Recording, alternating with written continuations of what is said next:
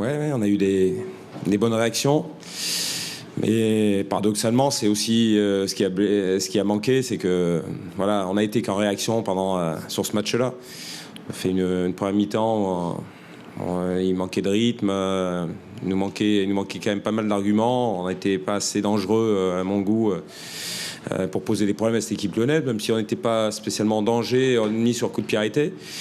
Et il a fallu attendre d'être mené pour que vraiment on montre un autre visage et qu'on lâche un peu les chevaux. Et ce qui nous a permis, bien sûr, d'y croire jusqu'au bout. Mais malheureusement, en face, quand on prend 3 buts et qu'il y a la qualité technique en face, comme l'a pu démontrer cette équipe lyonnaise par moment, voilà, on reste.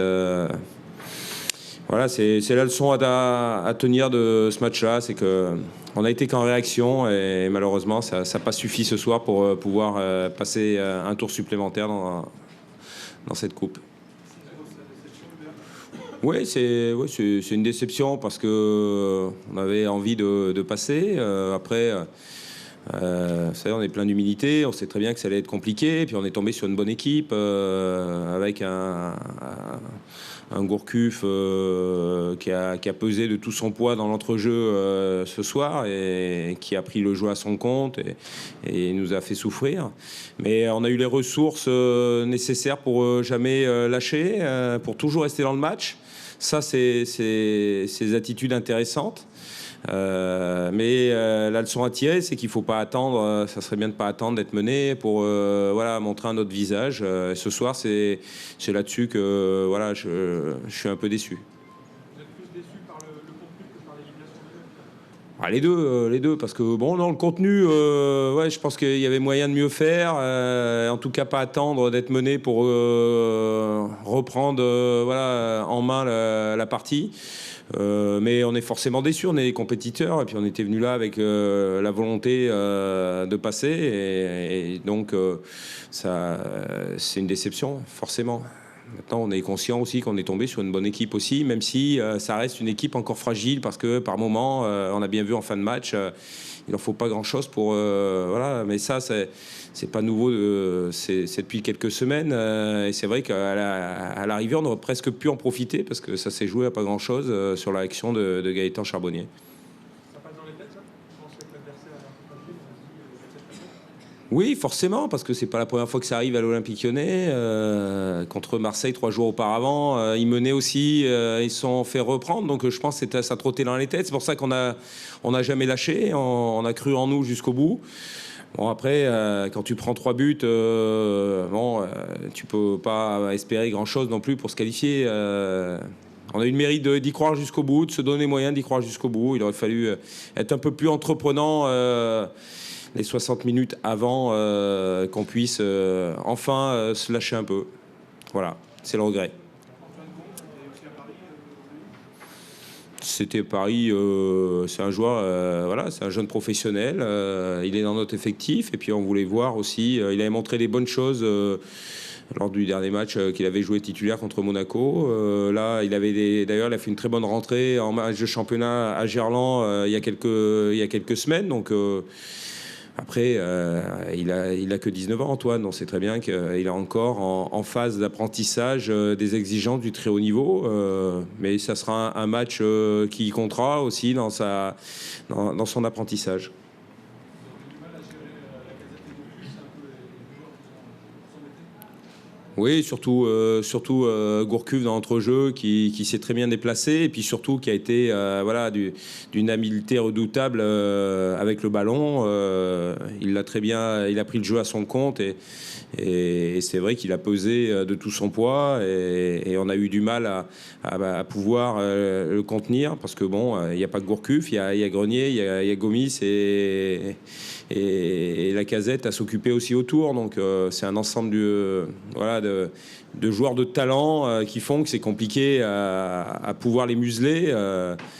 Marseille, il y a 3 jours, avait eu des difficultés aussi à les museler. Je vois pas pourquoi nous, ça aurait été facile, mais voilà. Bonsoir. Au score, vous avez fait 2 fois 2 buts, et finalement vous avez tremblé jusqu'au bout. C'est un peu dommage par rapport à la performance. Dommage. Oui, bon, vous savez, si on gagnait 1-0, on nous reprocherait de ne pas marquer de but. Non, mais oui, si, il faut le dire. Si on gagnait que des matchs 1-0, on dirait à Gerland, on s'ennuie, il n'y a qu'un but par match. Bon, de toute façon, il y a toujours quelque chose à dire. Moi, ce soir, je suis un entraîneur très heureux d'entraîner cette équipe qui est joueuse. On joue avec nos qualités. Donc voilà, on a mis 3 buts. L'adversaire a réussi à en mettre 2, mais la qualification est d'une part acquise et largement méritée sur ce match qui, pour moi, était dans la lignée de ce qu'on a fait contre Marseille. Est-ce que tu as craint après la première période où vous avez dominé sans marquer, que le scénario se prolonge en deuxième période? Vous savez, après les matchs, c'est toujours facile de dire ce qui va se passer, ce qui aurait pu se passer, ce qui aurait dû se passer. Vous savez, j'ai beaucoup d'humilité. À la mi-temps, j'ai vu que mon équipe était plutôt assez bien, mais je n'avais pas la certitude de ce qui allait se passer en deuxième mi-temps. J'ai simplement demandé à ce qu'on continue à jouer pareil, en essayant de prendre toujours les mêmes initiatives, parce que si on regarde bien les 45 premières minutes, on a quand même eu... me semble-t-il, le contrôle du match largement, sans avoir de grosses occasions, mais on a eu des situations plutôt intéressantes. Voilà, donc je n'étais ni inquiet ni rassuré, mais j'ai simplement demandé à l'équipe de continuer de jouer de la même manière. Avec des buts de belle facture? Oui, on marque des buts encore dans le jeu. Je pense qu'il y a même peut-être aussi un penalty qui aurait pu être sifflé en notre faveur. Voilà, ça aurait pu faire une occasion de plus de marquer. Et voilà, il y a eu de très beaux buts. Je pense qu'on a vu des attaquants qui ont marqué encore, c'est important. On a vu des milieux de terrain qui marquent et qui font des passes décisives. Johan a fait un match très intéressant, très plein. J'ai trouvé Max aussi qui a fait un gros match. Alex a été décisif. Baffé a marqué. Clément a beaucoup travaillé. Gueda a beaucoup travaillé au milieu.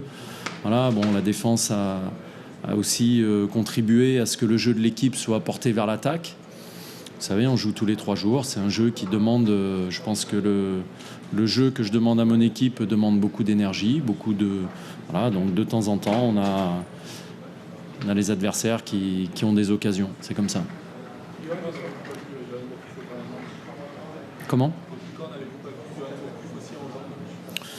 Depuis 3 jours, non ? Ah, ben voilà, je vous réponds à votre question. Parce que je pense que contre Marseille, il était déjà bien en jambes.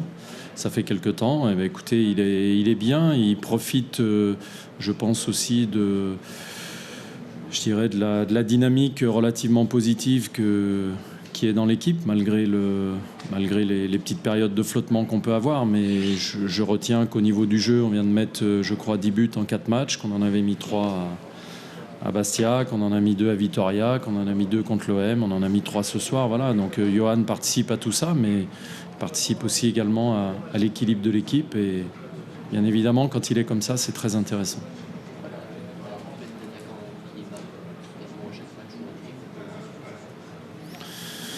Parce que je pense que déjà Alex a un niveau aujourd'hui tout proche d'un niveau international. Donc ça tire l'équipe vers le haut. Ensuite, ils sont complémentaires parce que Baffé est quelqu'un qui bouge un petit peu moins, même si sur les 2 derniers matchs, j'ai trouvé qu'il avait gagné en mobilité, qu'il commençait à trouver beaucoup d'automatisme dans ce système de jeu. Voilà, et ce sont 2 joueurs qui sentent bien le jeu de la même manière. Voilà, je pense que quand il y en a un qui vient dans les interlignes, l'autre en profite pour plonger, inversement. Je pense qu'il y a une réflexion dans leur jeu à l'image de l'équipe aussi quand on attaque.